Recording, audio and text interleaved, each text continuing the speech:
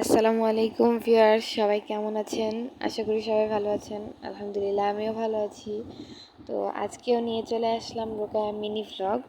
তো আজকের ভিডিওতে সেরকম খুব বেশি কিছু করতে পারিনি, যদিও অল্প কিছু করছি, কারণ আজকে ভাবি হচ্ছে তার মায়ের বাসায় গেছে, যার কারণে রান্নাবান্নার অনেক কাজ ছিল।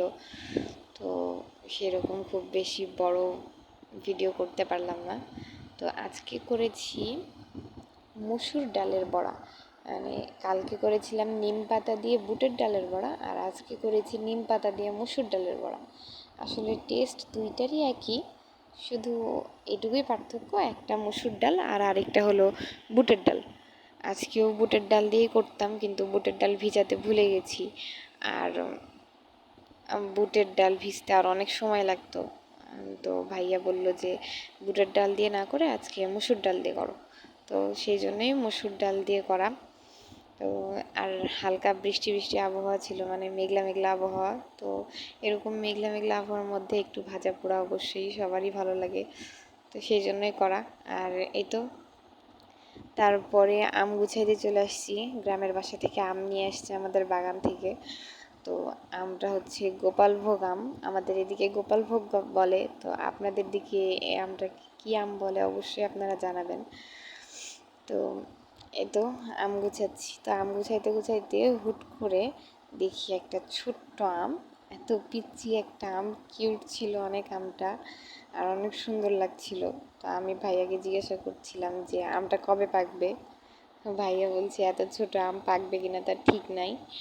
এই তো আমার ছোট মামুনি, আমার ভাইয়ের মেয়ে, আম নিয়ে খেলা করছে, মানে আমার কাজে একটু সাহায্য করছিল। বলছে যে আম ছিলে দাও আমি খাবো। এই তো আমি হচ্ছে আম তুলছি, পাকা আম, ও আমাকে কাঁচা আম তুলে সাহায্য করে দিচ্ছে। তারপরে এই তো আম কাটাকাটি করলাম। তো আম খাওয়া দাওয়া, এই তো একটু ভাজা পোড়া, একটু আম খাওয়া দাওয়া, এই তো বিকালের নাস্তা কমপ্লিট। তো আজকের মতো এখানেই বিদায় নিচ্ছি। আসলে আজকের ভিডিওটা এতটুকুই রাখছি, কারণ আজ সেরকম খুব বেশি ভিডিও করতে পারিনি। একে তো রান্নাবান্নার কাজ ছিল, আর তার উপরে আমার ছোট ভাইয়ের অ্যাসাইনমেন্ট করে দিতে হয়েছে। তো অ্যাসাইনমেন্টগুলো করছি, এগুলো করতে করতে অনেকটা সময় পার হয়ে গেছে, সেরকমভাবে ভিডিও বানানো হয়নি।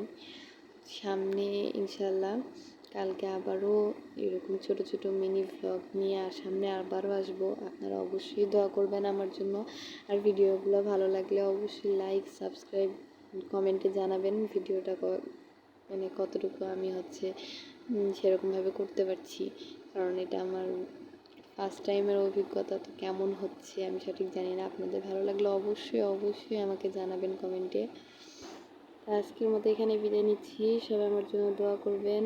আল্লাহ হাফিজ, আসসালামু আলাইকুম।